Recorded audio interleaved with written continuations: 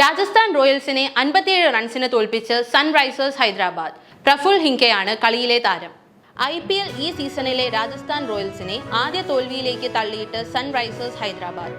ആദ്യം ബാറ്റ് ചെയ്ത് 6 വിക്കറ്റ് നഷ്ടത്തിൽ 216 എന്ന സ്കോർ ഉയർത്തിയ ശേഷം രാജസ്ഥാനെ 19 ഓവറിൽ 159 റൺസിനാണ് സൺറൈസേഴ്സ് ഒതുക്കിയത്.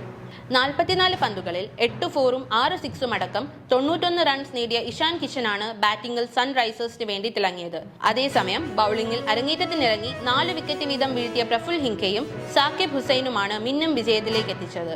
സൺറൈസേഴ്സിന് മറുപടി നൽകാനിറങ്ങിയ രാജസ്ഥാന്റെ സൂപ്പർ താരങ്ങളായ വൈഭവ് സൂര്യവംശിയെയും ധ്രുവ് ജുറൈലിനെയും ലുഹാൻ പ്രിട്ടോറിയസിനെയും ആദ്യ ഓവറിന്റെ 2ാമത്തെയും 4ാമത്തെയും 6ാമത്തെയും പന്തുകളിലായി പ്രഫുൽ പവലിയനിലേക്ക് മടക്കിയപ്പോൾ തന്നെ മത്സരഫലം ഉറപ്പിക്കാൻ ഹൈദരാബാദിനായി.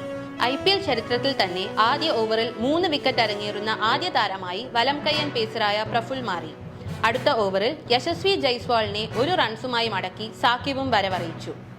ഇതോടെ രാജസ്ഥാൻ 2 റൺസിന് 4 വിക്കറ്റ് എന്ന നിലയിലായി. 3ാം ഓവറിൽ പ്രഫുൽ റിയാൻ പരാഗിനെയും പുറത്താക്കി 4 വിക്കറ്റ് തികച്ചു. തുടർന്ന് 45 റൺസുമായി രവീന്ദ്ര ജഡേജയും 69 റൺസുമായി ഡൊണോവൻ ഫെരേരയുമാണ് ചെറുത്തുനിന്ന് നാണം കെട്ട തോൽവി ഒഴിവാക്കിയത്.